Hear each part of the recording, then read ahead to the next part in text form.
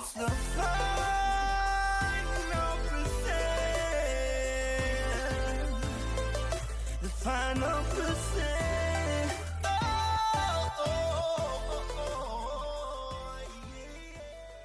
All right. This is the first episode from the TFP studios. And this is something that I've been kind of trying to work the kinks out of for a long time, from a space situation, from a visual situation, because obviously the visual aspect of what we're doing is very important. Obviously, I'm a sound guy, so I do a lot of audible, but you know, every now and then people want to see, hey, what's going on? Who is this Greg guy? Well, we're going to try to make that as streamlined as possible.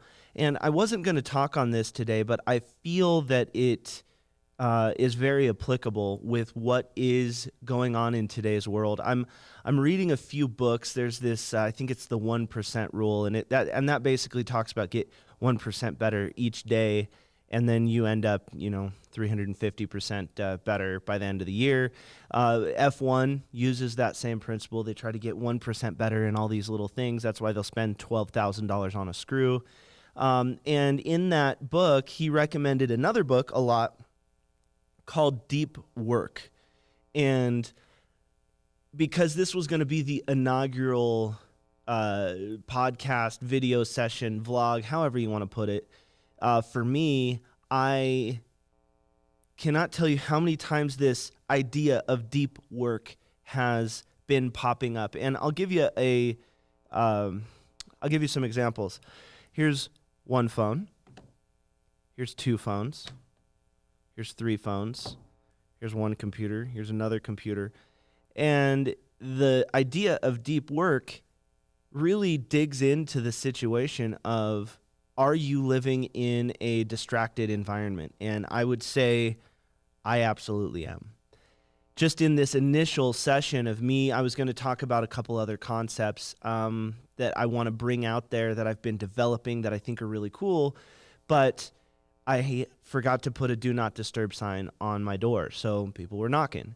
I forgot to put one of my phones on silent, so it kept going off, because you get emails every 10 seconds from telemarketers, email lists. I mean, some of it's important, but most of it's not. I got text messages. I forgot to put something on record. I mean, all of these things kind of start adding up to us constantly being distracted. And I have been doing a lot of research on how did the greats do it? And if you look at the greats, like, let's take Bill Gates, for instance. If you haven't seen the Netflix documentary on him, it's really fascinating. And what he's doing with the amount of wealth that he has generated is truly inspiring.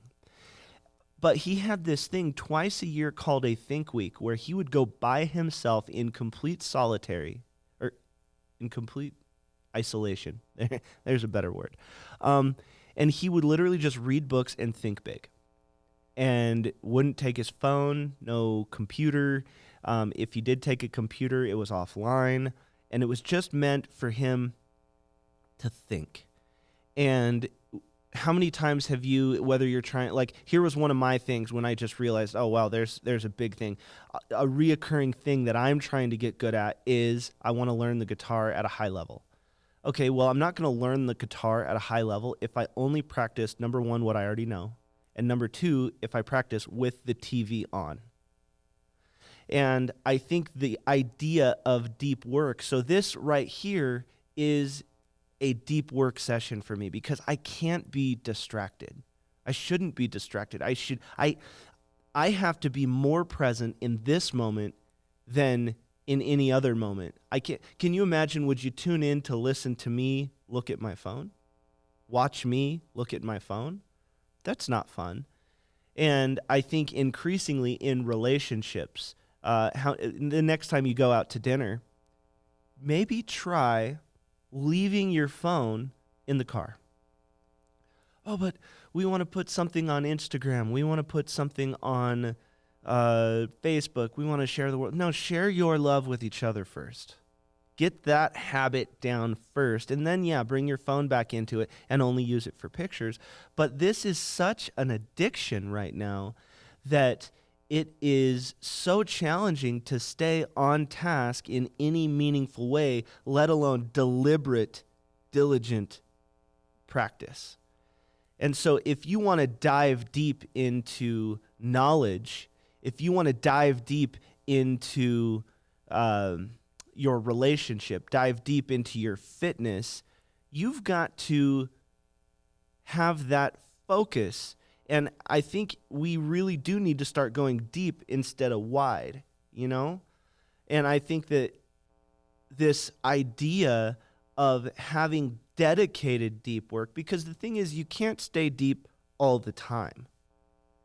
You do have to do some of the shallow things that this, I think his name's Carl.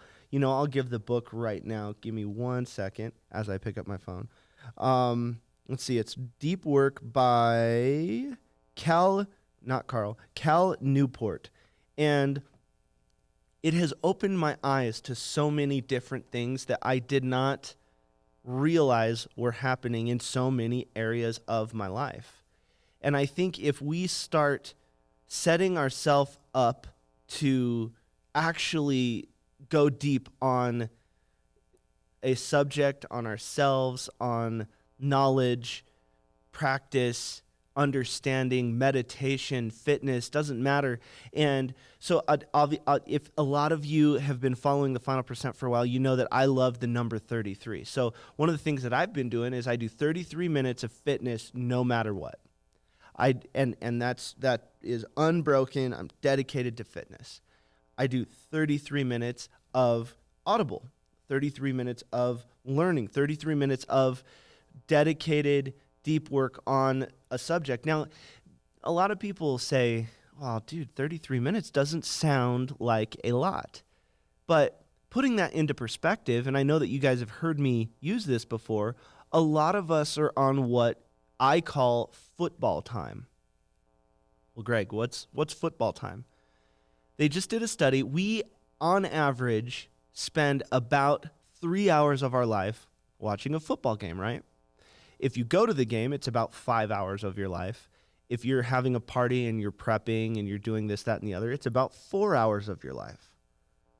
Now, the ball is only in motion, on average, for 7 minutes and 34 seconds. And people will say, "Oh, man, that was a great game." Well, now how many times have you been at work and you have checked your email maybe a little too often? You have got caught up in the scrolling of Facebook, the scrolling of Instagram, and it's just forever. Or let's just say you took an extended lunch break. You went to the bathroom just a little bit longer than you needed to be in there. Another thing, try doing this, guys. Don't take your phone to the bathroom. Number one, think about it, kind of gross. And number two, I guarantee you your bathroom time is going to start shortening. And what I want people to start realizing is we are conditioned to be on football time. How many employees do you see, especially if you're a manager, do you see, or a leader, do you see the employee talking water cooler conversation, smoke break, bathroom break, lunch break, all these different things, and they're only putting in 7 minutes of work over a 3-hour span? Imagine if they just did half of that time in deep, deliberate, dedicated work. That's pretty inspiring.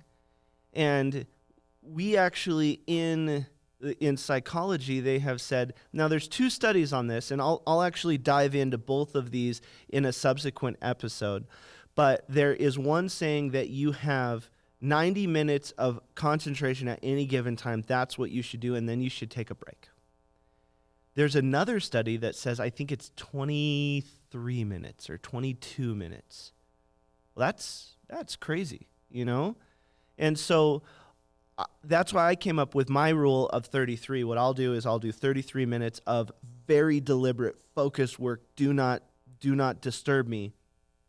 And then if I really need a break after that, I will take a break for 7 minutes. So there's 40-minute intervals in my cycle. I invite anybody to try that in anything they want to get good at. Because if you do 33 minutes, 7-minute break, the 7 minutes is also, it's not just a little bit of downtime, but it's also a period of reflection so that you can really start absorbing what just happened in those 33 minutes. So just keep those things in mind, but ask yourself, how often are you on football time where you spend 3 hours doing something that would take you less than 8 minutes?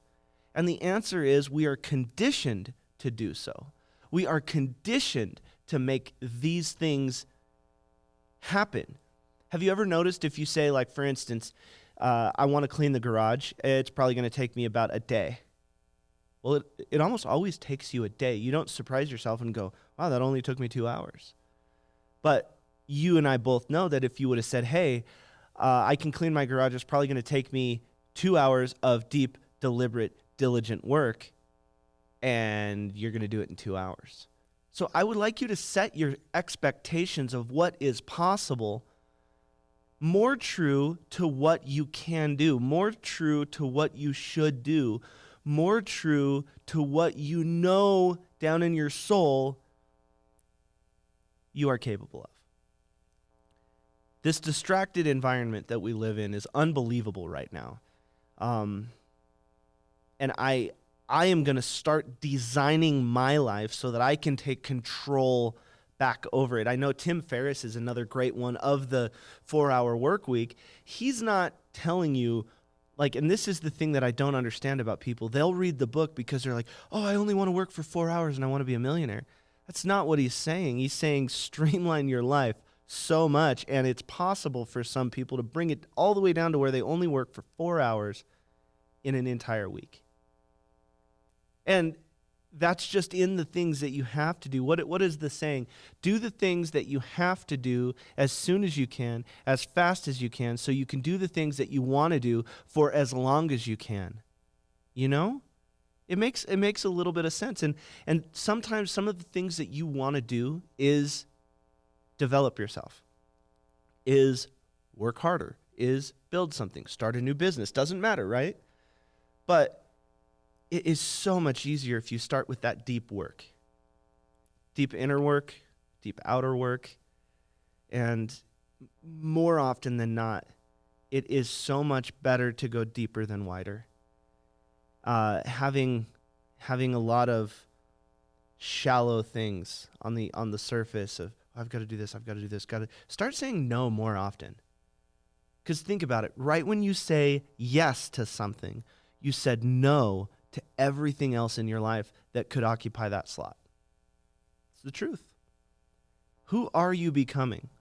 I was just having a coaching session with someone, and I was trying to hammer into them, you cannot think about what you are getting from a job. You cannot think about what you're getting from someone, from an activity, from this, that, and the other. Always, always, always think about who are you becoming here, not what are you getting from here.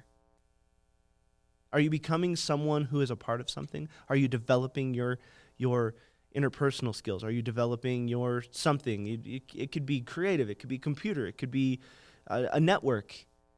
But what are you becoming in every environment of your life? Start doing that deep inner work and spend some time thinking about that. Take 33 minutes out of your day. Leave your phones in another room and just sit there and think. What am I becoming? Who am I becoming? What is my business becoming? Are you still taking the same actions that you took a year ago? Well, if that's the case, you're not going very deep. You're staying on that shallow surface level. And I found out, painfully so, that when I tried to record here, I had to set myself up for success. I had to get ready to succeed. I had to get ready so that I had the best possible chance to succeed. That meant turning my phones off, turning my computers off. That meant putting a sign on the door. That meant airplane mode is my friend so that I could be present here in this moment, so that I could think about this moment. But I was able to turn that into something, hey, wow, this is all connected. I think this could help some other people. I think that this could help this, that, and the other. You know what I mean? So let's partner with each other to try to make deep work a part of our life. Now, you can't stay there the whole time. That's not a thing. That's not what you do here. You can't stay in one place. Anything in extreme is bad. That's why shallow, complacent work is spreading us too thin, and we wonder why we're spread thin. Start focusing your distractions. You remember you control this. I just held up a phone for anyone who's only listening on the audio. But you control this. You control whether or not you leave your inbox open. You control whether or not you let the actions of others occupy space in your mind. And I know that this is kind of a weird first episode, but I cannot be the only one making these realizations or going through all of these troubles. And I hope that I can help you. I hope that this makes sense. I hope that you guys just adopt, again, if you think about it, if you have 33 minutes of deep work, I mean, on football time, that's 5 football games of deep work. Come on, that's cool. So let's make a difference in our lives. Let's go the final percent, and let's set up some deep work sessions, deep inner work, deep outer work, diligent, deliberate work on a skill that we want, a mindset that we want to master, a vision that we want to achieve, and we no longer want it to be just a goal, just a wish. How do we get there? It's going to take deep work. So thanks for tuning in. This has been the first episode from our new TFP studio set, and I'm excited for everything to come. We are still figuring out the live stream thing, and right now we have different things that are syncing issues and bandwidth issues, and how do we do this, that, and the other issues. But we are figuring it out, and we're going to keep testing it. Also, if you listen to this and you are interested in joining our community, we have a private Facebook group called The Final Percent Coaching. If you'd like to join that, please let me know.